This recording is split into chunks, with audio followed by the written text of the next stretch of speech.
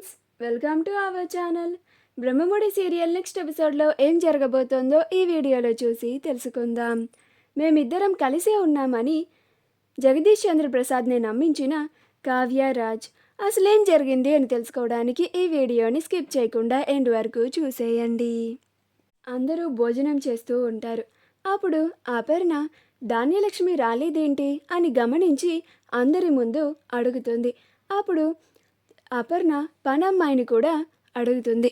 అప్పుడు తను, నేను పిలిచానమ్మా, ఆవిడకి భోజనం అక్కర్లేదంట, నా మొహానే తలుపు వేసేశారు అని అంటుంది. అప్పుడు ఇందిరాదేవి ఆస్తి పంపకాలు ఇంకా చేయలేదు అని ధాన్యలక్ష్మికి కోపం పోలేనట్టుంది బావా అని అంటుంది. అప్పుడు సీతారామయ్య, మీలో ఏ ఒక్కరైనా వెళ్ళి బతిమిలాడి ధాన్యలక్ష్మిని తినడానికి తీసుకొని రావచ్చు కదా అని అంటాడు.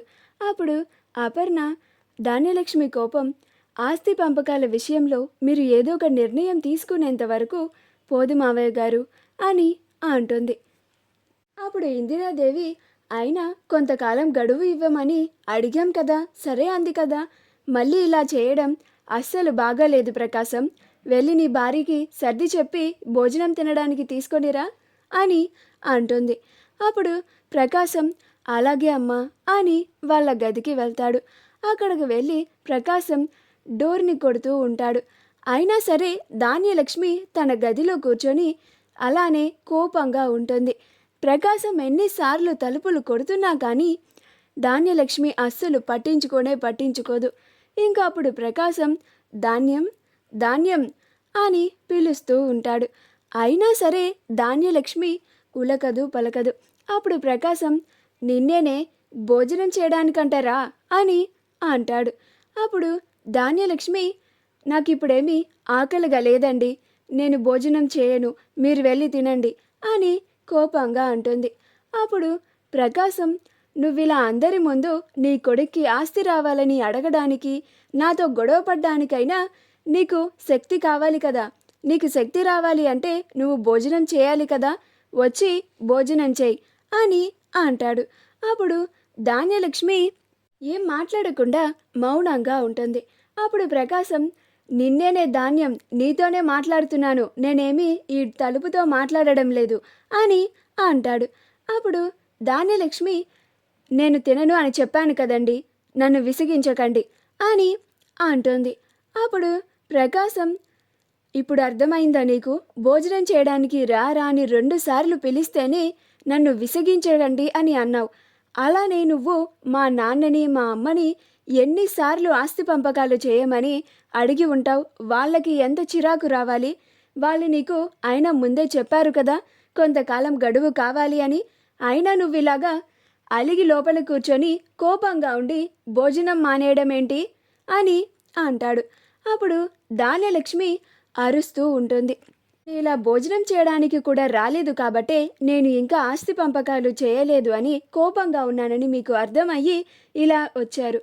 ఇలా మీరు గడువు తీసుకున్నారు కదా, ఏదో ఒకటి చేస్తారు అని నేను మౌనంగా ఉంటే మీరు అలానే సమయాన్ని పొడిగిచ్చేస్తారు, నా కొడుక్కి అన్యాయం చేస్తారు అని అంటుంది. అప్పుడు ప్రకాశం, మా నాన్న నీకు మాట ఇచ్చాక కూడా ఇంకా నువ్వు ఇలా అనుమానిస్తున్నావా అని అంటాడు. అప్పుడు ధాన్యలక్ష్మి, నేనేమీ అనుమానించడం లేదండి, ఎక్కడ ఆస్తి పంపకాలు చేయరేమో, నిర్ణయాన్ని మారుస్తారేమో, నన్ను కూడా వాళ్ళ దారిలోకి తెచ్చేసుకుంటారేమో అని నా భయం అండి అని అంటుంది. అప్పుడు ప్రకాశం, నీకున్న ఇలాంటి భయాలన్నీ తీసి పక్కన పెట్టు, అయినా నీకు ఇలాంటి మాటలన్నీ నూరిపోసింది ఆ రుద్రాణియేనా అని అంటాడు. అప్పుడు ధాన్యలక్ష్మి, నేనేమి చిన్నపిల్లని కాదండి, వేరే వాళ్ళ మాటలు పట్టించుకోవడానికి వినడానికి అని అంటుంది. అప్పుడు ప్రకాశం, కదా నీకంటూ దేవుడు ఒక బుర్రనిచ్చాడు కదా, మరి మా అమ్మ వాళ్ళు మాట ఇచ్చాక కూడా ఇంకా ఎందుకు ఇలాగ నీలో నువ్వే ఆలోచించుకొని ఇలా కోపంగా ఒక గదిలో కూర్చొని ఉండిపోతున్నావు, బయటికి వచ్చి అందరితో కలిసి భోజనం చేయి అని అంటాడు. అప్పుడు ధాన్యలక్ష్మి, సరే నేను వస్తాను, మీరు వెళ్ళండి అని అంటుంది. అప్పుడు ప్రకాశం అక్కడి నుంచి వచ్చేస్తాడు.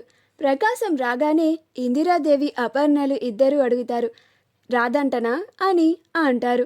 అప్పుడు ప్రకాశం వచ్చిద్దంటలే అమ్మా, అయినా మీరు దాని గురించి పట్టించుకోకండి, మీరు తినండి అని అంటాడు.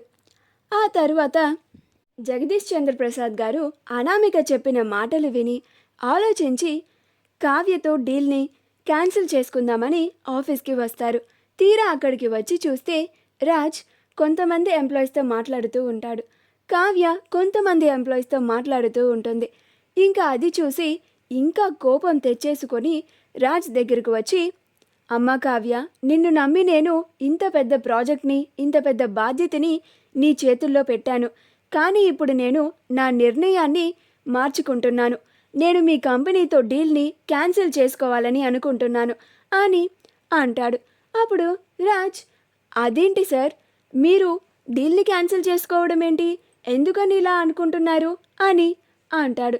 అప్పుడు ఆయన, నీకు కావ్యకి మధ్యన గొడవలు ఉన్నాయని నాకు తెలిసింది, కానీ ఆఫీస్ వచ్చాక చూస్తే నువ్వు విడిగా కావ్య విడిగా పని చేస్తున్నారు. మీరు ఇలా పని చేస్తే ఆ డిజైన్స్ సరిగ్గా రాకపోతే అందరి ముందు నా పరువు పోతుంది. ఇంత రిస్క్ పెట్టుకొని నేను ప్రాజెక్ట్ని మీకు ఇవ్వదలుచుకోలేదు, అందుకే క్యాన్సిల్ చేసుకుందామని అనుకుంటున్నాను అని అంటాడు. అప్పుడు రాజ్, భలే జోక్ చేస్తున్నారే మీరు, మేం విడిపోయామని అసలు మీకు ఎవరు చెప్పారు అని అంటాడు.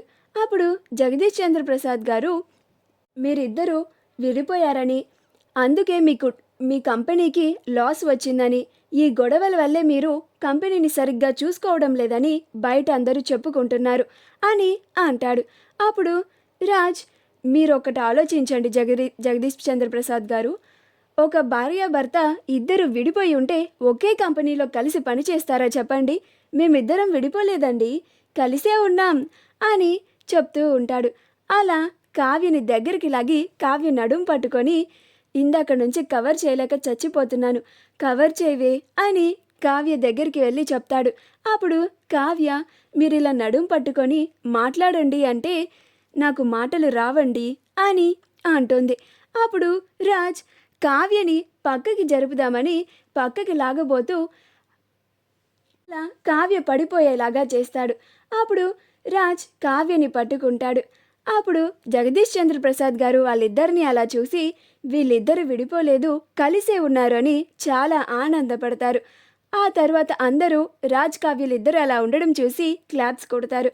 ఆ తర్వాత రాజ్, మీరే చూశారు కదండి, మేమిద్దరం కలిసే ఉన్నాం, మేమిద్దరం కలిసి పనిచేస్తున్నాం కాబట్టే మా క్లయింట్స్ అందరికీ ద బెస్ట్ ఇస్తున్నాం అని అంటారు. మా వీడియో కనుక మీకు నచ్చినట్లయితే లైక్ చేయండి, షేర్ చేయండి, మా ఛానల్ని సబ్స్క్రైబ్ చేసుకోండి, పక్కనే ఉన్న బెల్ ఐకాన్ని క్లిక్ చేయడం మాత్రం మర్చిపోకండి.